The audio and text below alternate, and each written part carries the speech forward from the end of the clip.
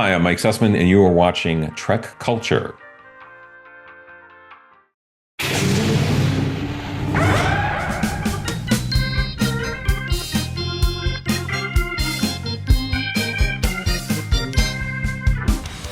Hi, I'm Duncan Relic, no relation, and I collect relics from before the burn.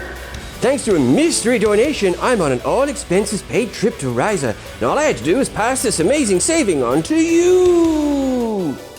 Get Pyroman Plus for only $2.99 per month for 2 months by clicking our link in the description. $5 off Essential and $10 off Premium. No free trials will be offered for the month's plans. Annual plans will receive the free trial. And remember, if it's a relic, then it's by Relic, no relation. Welcome now to Cargo Bay 101, which is our favourite part of the podcast, where we invite our guests to take one thing from all of Star Trek past, present, and future, if they know what's coming, to flush out into space never to return if we as a group vote in the majority to do so. It's very rare that we don't, so, I mean, the odds are pretty good. But, Jason, host of the Trekommendations podcast, what do you have for us this week? And Tom, are you ready to get your depressurization on? Okay, Tom's ready. That's good. Okay. Well, obviously, there is a big part of me that wants to say the episode of Cargo Bay 101 where you let Ellie and Kelvin Wood blast Worf into space. That's... I'm with you there. I wasn't there to say no. But as much as I hate Klingons, I like Worf, and we'll get to that another time in my episode, but today's your episode, Jason. Carry on. Okay, well, I will put that aside for now. If I'm ever invited back on, maybe that will come up. No, my real answer is a piece of technology. Now, this is something I just wish didn't exist, and I have both in-universe reasons for why I don't like it, as well as probably more importantly, kind of real-world reasons why I think this is a bad thing for writing and watching Star Trek in general. And that piece of technology is the personal or portable transporters as seen in the 32nd century. So we're talking Discovery, and I think we maybe even see one in the trailer for Academy as well. Right. Okay, so you mean like not the transporter room itself, but I click my Tricom badge and I can appear anywhere I want? Absolutely. I have thoughts about this. I do. Okay, good. Oh. What's your reasoning? Would you like my in-universe reasoning or my in-real-world reasoning? I would like both. Let's go in-universe first. Show us your workings out. Okay, so in-universe, I mean, first of all, we also have to kind of always in the back of our mind have the constant discussion of are they just killing themselves every time they use a transporter? So first of all, do you have an instant death button strapped to your shirt, which seems very dangerous to me. Would be a good episode of Star Trek, though. Yeah, I mean, it'd be a quick episode. Yeah. It's one of the things where it's a piece of technology that kind of doesn't necessarily make sense how it works, even more so than other bits of technology, because it's, they just hit the button and they appear where they want to be. Now, some people are reasoning, well, it's a bit like the universal translator, maybe some AI linked to scanning their brain and they know where they want to be. It's like, well, what if they don't know where they need to, I want to be over the other side of the planet, boom. Oh, I didn't know that side of the planet was full of really sharp, spiky rocks. Mm-hmm. So that's where I've arrived. So I've got that bit of a problem with it. And then I don't think it's healthy.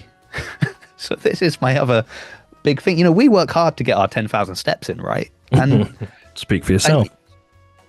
Okay, I'll speak for myself. 10,000? I usually get quite a bit more than 10,000, especially when I'm working. So, I'm quite a health conscious person, and right. I just worry if you're doing an 8-hour shift flying the ship, that's sat down. They're all on chairs, and now you're not even walking to the bridge. You're just hopping over.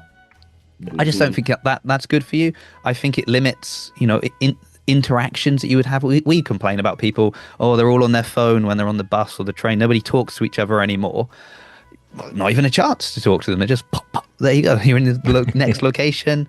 You're missing out on so much. So in universe, I don't think it's a great thing to exist. I'm more than happy for us to say we're in the 32nd century. We need, we've upgraded the technology. I quite like the idea of having, your phaser and your tricorder and stuff sort of stored in a pattern buffer, and it just quick access, so they don't have to beam down with, stuff stuck on them that people can take away and things like that. That makes sense. That seems like a logical, we've advanced, technology's moved on. We've realized it's like a bag of holding or something like that. We can just put loads of stuff in, store it in the buffer. Great. Don't tell me that you could just Nightcrawler yourself wherever you want to be. That that I have a problem with. So that's my in-universe stuff, which it also does link to some of my in real world issues with it as well. But I'll leave that with you for now. Okay. Yeah, I have lots of thoughts. I think that as soon as you said Nightcrawler, I was thinking of the scene from the second X-Men film of Nightcrawler in is it the White House? I need to see where I go. Yeah. What if we have like a Starfleet officer jumping back and forth and just beating up all the bad guys really quickly, like a Nightcrawler? Like, what's stopping them from using it consistently in a way that, like, oh no, I've been caught. Boom, I'm behind you. Phaser, phaser, phaser. Well, that literally goes into my like in real world issue with it. Right. Is how do you stop that from like? Where's the tension? We're pinned down. Yeah. There's all these people with phasers aimed on the door. We can't get out the door. Hold on, we're behind them. There's no tension anymore. Yeah, and it's the same with we're trapped in a turbo lift. No, we're not. We're out. We're stuck in a ravine. No, we're not. We're out. It just How do you deal with that? I agree, and this is as a writer myself, and Sean is also a writer. I'm sure you've come across this week. You come up with with a cool idea, and then you think, does this cool idea break the rest of the world for me? Yes, I can't use this cool idea. You have to really think about the stakes, the reality of it, and yeah, I agree. I think it's one of those cases of just because you can doesn't mean you should. Limitations is a good thing. So, I feel like when Discovery were like, okay, we're going to set this far in the future. How do we make it look like it's in the future? Well, I guess what we do is that we just update some of the tech. That's kind of all they really did. That's what it felt like to me anyway. As I said, holographic interfaces, brilliant. Yeah, hate them. And then also you have, well, we don't need the transport room anymore. They can just transport whenever they want. And it's like, well, there's two things about that I don't like. One is exactly everything you just said in terms of the writing of it. And two, it's really boring to look at. There's no more going to the transport room, someone has to beam them away, like, all that stuff. You think about all the scenes in transport rooms that we had that are quite famous. I mean, Star Trek 6, for example, those scenes are gone because people just go boom, zoom, zoom, zoom. I'm here, I'm there, I'm here, I'm there. It's just, just because you can doesn't mean you should. Like, think about what would be not just like cool, but like what would be interesting for the show. And I don't think those things were very interesting. I think as well, Star Trek itself is great at sort of poking fun at throughout. We have this magical technology. Of course it doesn't work on the planet. Or, we have a tricorder that can analyze everything down to the molecule, but it can't scan through this piece of rock. Yeah. And it's been, sometimes it's like, because you wrote yourself into a hole, because in the 60s you created this workaround so you wouldn't have to pay to build a shuttle. I mean, I love the fact that that's where the transporter comes from. Yeah. Is that shuttles are expensive. Right, we've got this magical beamy device, down on the planet you go. But then you jump 100 years forward, and transporter technology hasn't really advanced very much in that time, except it just breaks whenever you need to be able to use it. Lower Decks, I think, has on a couple of occasions done that really hanging lampshade where Mariner goes like, oh, of course it doesn't work, we've walked behind a wall, and then because we now jump so far forward into the 32nd century, what we didn't see is the development of that technology. It's just full on, it's just teleportation. I mean, okay, it's always teleportation, but you know what I mean? It's like you were describing it. It's like, bamf, I'm over here now. And there's a couple of things to that. One, that would fundamentally change the design of starships because you would never need turbo lifts again. You obviously, like you said, Tom, you would never need transporter rooms again. Frankly, you wouldn't need doors. Now, in fairness, that's relying on the technology never breaking, as it always does in Star Trek. But you could fundamentally, as I say, completely change the design, the internal workings of starships. You wouldn't need Chief O'Brien again.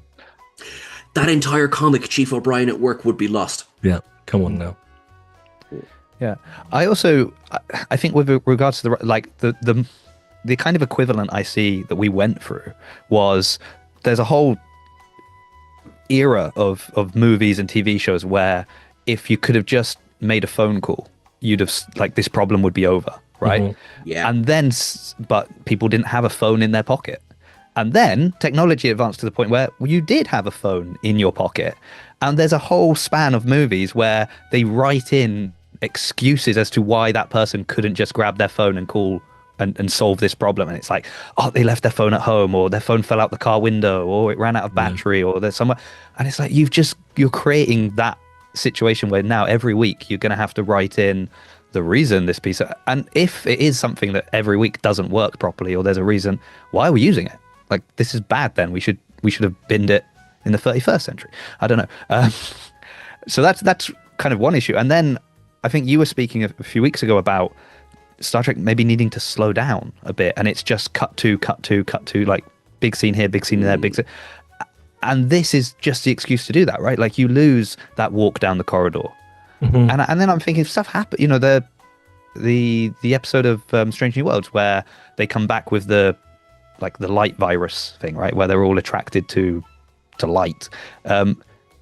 Ortega sees someone in a corridor smashing a window, trying to get to the light behind it. It's like, you wouldn't get that because you just, you know, as we said, bamfing over the ship. So all of those kind of scenes, you wouldn't see an intruder on board. You're losing so many opportunities for interactions because if you're either on the bridge or you're in your quarters or you're in the, you know, whatever the name of the bar is on this ship. Like, I don't know. It hurts me in so many ways. Yeah. This piece of I remember Discovery season 5 feeling like that, of like, yes, they're trying to go for more action adventure kind of thing, but it was just consistently, we've got to go there, Banff, we're here. And I'm like, whoa, give me a second to breathe, for God's sake. Like, there is none of that breathing time.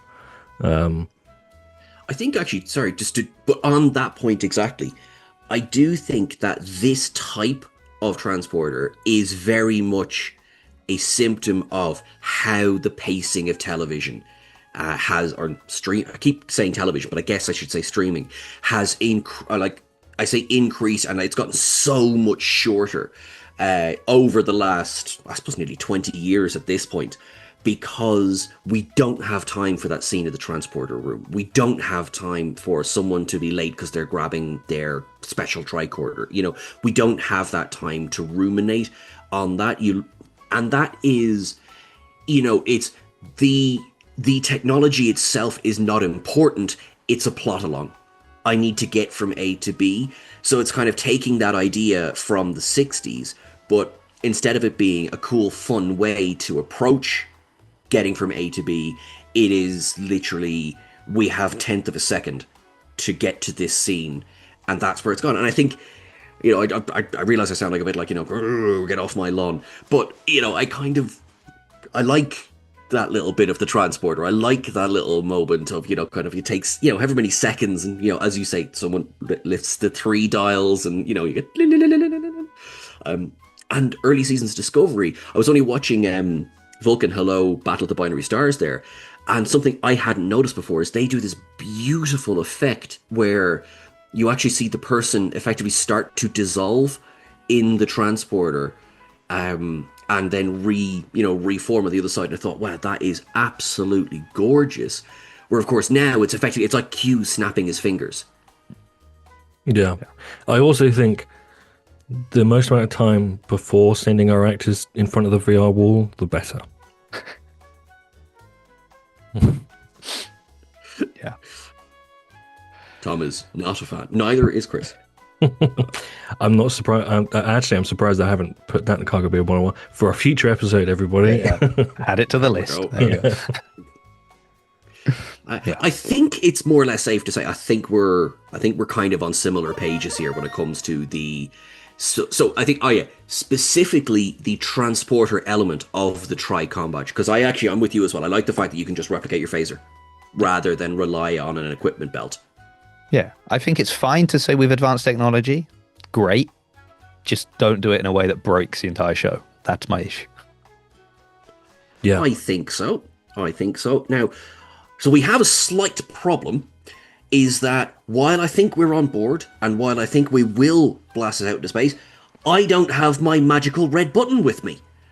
So, Tom has thankfully volunteered to come up with an incredibly detailed graphic that's going to go over this section of the podcast. And it's really nice of you to do that, Tom. So thank you very, very much.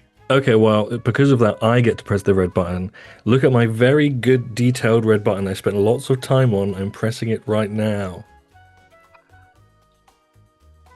Beep. Amazing. I'm going to put no effort into that.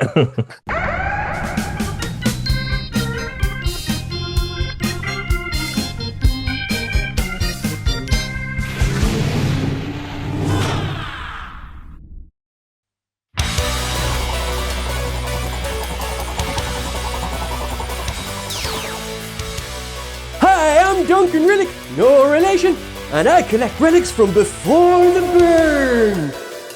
Thanks to a temporal wormhole, I now have an unlimited supply of TrekCulture t-shirts, and I'm selling them to you! You could be wearing this stylish down and up t-shirt. Or, how about this fish watching design? Bright yellow on black, the colors I'd use in thumbnails, I tell you that for nothing. I plan to take these designs and transfer them via quantum duplication onto hats, mugs, and posters. So look out for those. Ah! Treat this unlimited supply as a limited time deal. Get your t-shirt quick. Who's your daddy?